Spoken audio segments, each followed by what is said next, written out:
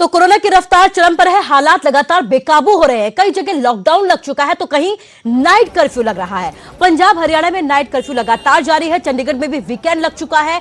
इसके साथ ही ऐसे में प्रवासी मजदूरों को बीते साल का वो खौफनाक मंजर भी याद आ रहा है जब देश में लॉकडाउन था और उन्हें अब फिर से यही डर सताने लगा है। गुरुग्राम में प्रवासी मजदूर अपने घर के लिए निकल पड़े हैं। उन्हें डर है कि कहीं फिर से वो लोग लॉकडाउन में ना फंस जाए।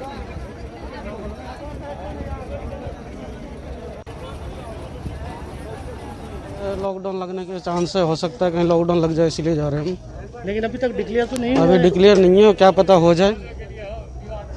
तो पिछली बार की तरह हो सकता है कहीं दिक्कत आ जाए, इसलिए आप पहली नौकरी। हाँ जी, छोड़ दिए। डेली कमाते डेली खाते हैं। मैं बिहार जा रहा हूँ और वजह यह है कि लॉकडाउन का लगने के चांसेस है, तो मैं बिहार जा रहा हूँ। और पहले मैं कई बार मैं यहाँ आ चुका हूँ अपने बंदे को छोड़ने के लिए, बट लॉकडाउन की वजह से डेली कमाने वाले डेली खाने वाले क्या कर सकते हैं सर। पिछले दफ़े जैसे लॉकडाउन हुआ था, आम मजदूर काफ़ी सारे मारे गए, हमारे भाई लोग।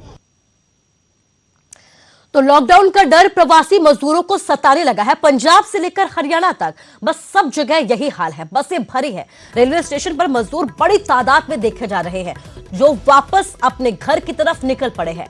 कुछ मजदूर खुद बसों का इंतजाम कर रहे हैं और घर जा रहे हैं। चंडीगढ़ और गुरुग्राम की ये तस्वीरें देखिए। गुरुग्राम में मजदूर अपने बसों से अपने ठिकानों के लिए निकल रहे हैं।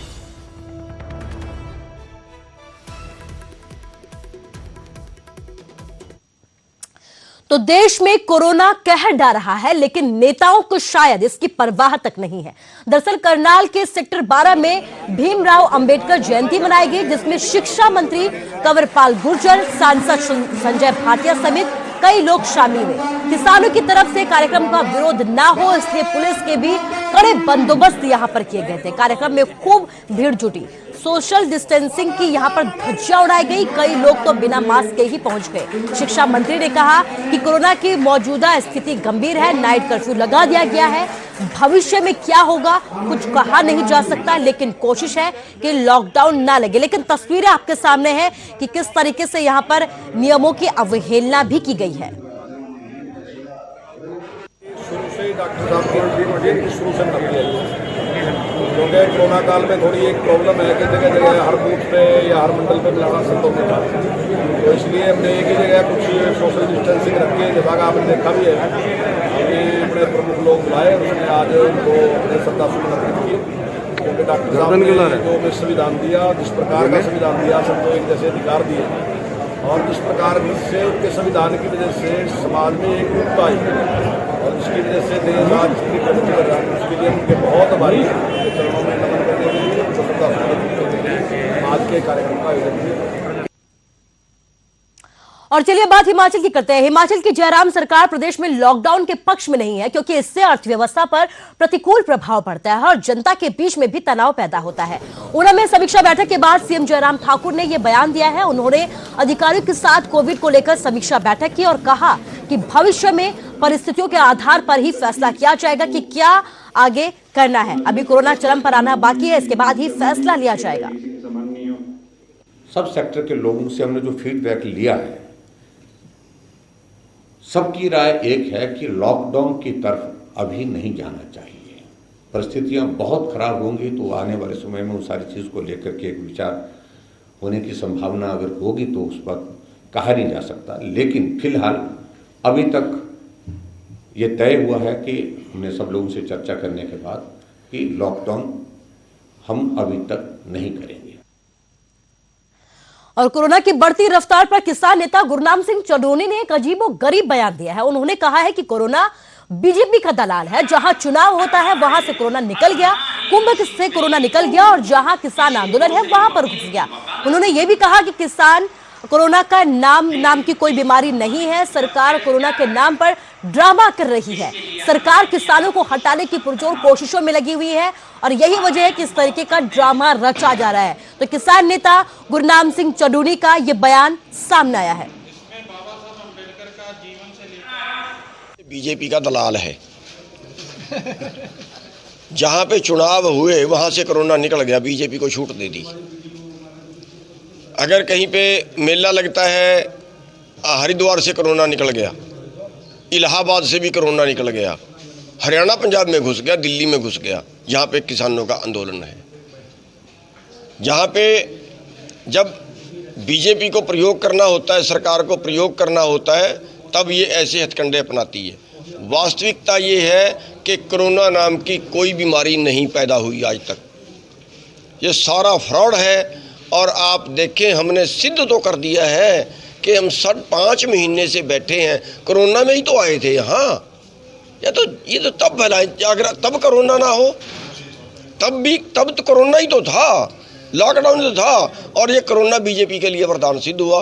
कोरोना का फायदा उठा के इन्होंने मजदूरों के कानून तोड़े, कोरोना का फायदा उठा के इन्होंने किसानों के ये जो 3 अध्यादेश लाए, क्या जरूरत थी अध्यादेश लाने की?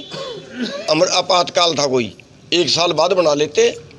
इसलिए कि लोग आंदोलन नहीं करेंगे, कोरोना से डरा के देश को बेच रहे हैं।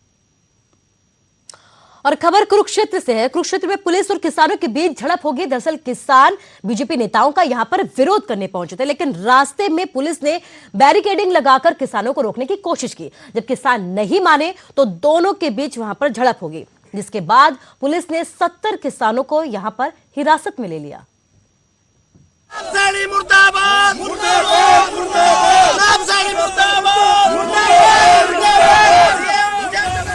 सरकार और किसानों के बीच जारी महाभारत का रण क्षेत्र बनता जा रहा है। भारतीय किसान यूनियन करीब करीब हर रोज बीजेपी नेताओं के दौरे और उसके जवाब में किसानों का जबरदस्त विरोध दिखता है।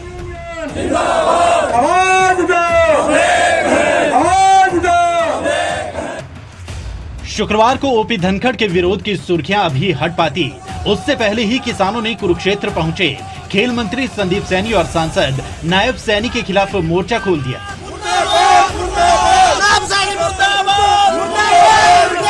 अंबेडकर जयंती के कार्यक्रम के लिए बीजेपी के नेता सैनी समाज के भवन में जुटे थे। किसानों को भनक लगी तो वो भी सैनी भवन की तरफ निकल पड़े, लेकिन पुलिस ने पहरा कड़ा किया हुआ था और जब इसी पहरे को तोड़ने की कोशिश हुई तो एक बार फिर कुरुक्षेत्र में हंगामा खड़ा हो गया।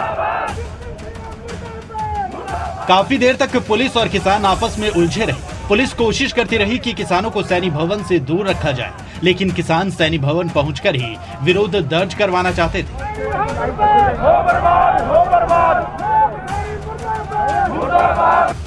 आखिर में जब बैरिकेडिंग टूटी तो पुलिस को भी एक्शन में उतरना पड़ा और मौके से करीब 70 किसान नेता हिरासत में लिए गए। देखिए, किसानों को गिरफ्तार करके ले जाएगा। इस भवन की तरफ आना शुरू किया तो हमने इनको इस स्थिति को देखते ही पहले इनको हमने वार्न कर रखा था। इन्होंने फिर अपनी गिरफ्तारियां दी हैं, जिनको गिरफ्तार करके पुलिस लाइन भिजवाया गया आगामी कार्रवाई के लिए। जो नायब सिंह सैनी पहुंच रहा है या कोई भी सरकार का कोई आए, उनका हम विरोध करेंगे, हम उनको अपने काले झंडे दिखाएंगे।